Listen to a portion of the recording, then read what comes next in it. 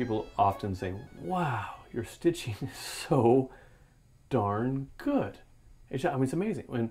Way back when we used to, when other people were making them, they would stitch off the edge. They would, I mean, it was just like all kinds of just really zigzag, crooked stitching, and especially around the corners. And I never understood why. And then I was talking to the guy. I said, how much do one of these machines cost? He goes, oh, $1,000 or so. And I, really? And he goes, yeah, and for your thick leather, Dave, we need, spend a couple thousand. And it was just some knockoff machine. So we went to go buy our machinery, and it's this beast of a machine has to have all this, and it's just this monster of a machine. And it's got, I mean, it's got a clutch on it, it's got all this stuff, and I thought, man, why are we paying $12,000 for a machine when these guys are only paying $1,000 or $2,000? Well, can't we get the other ones?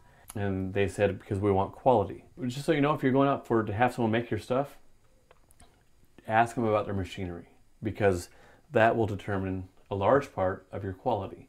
Just as an example, they're stitching along, and let me get rid of this. They're stitching along. You have a flap on a bag, right? Oops, that's low quality drawing. You have here's the flap of the bag, right? And you got so they're stitching along, and they get to the edge, and this machine only goes one speed. Imagine the sewing machine's here, and it's got this wheel, okay?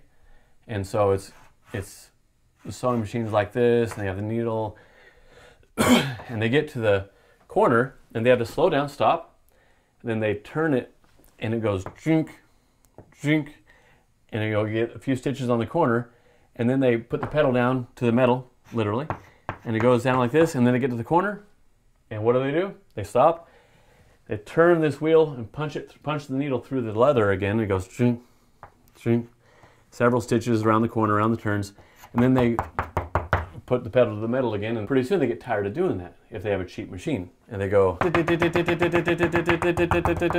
and they zip around these corners, and they get these wide. So let me show you. This is really important. It seems like a real small detail.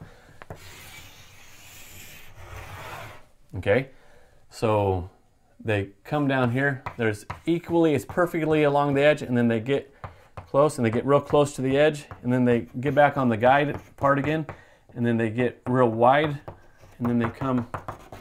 But see how it gets real close to the edge here, and it gets wide, because they don't want to slow down, because they're tired of all day long turning that wheel. So they take little shortcuts, and then the second stitch is even, because they have a guide that they follow, and then and they come around the curve at a high speed, and they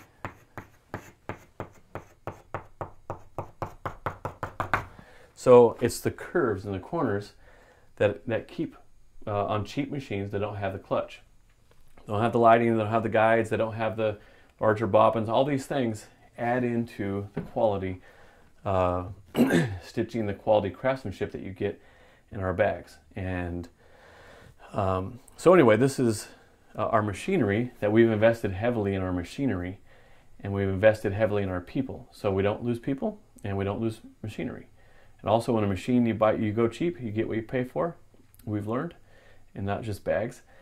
But what happens is, when a machine goes down and it has to be repaired, it might take 2 or 3 hours. You have other people depending on another machine, and they get in a hurry, and it's just this whole domino effect when you buy cheap machinery.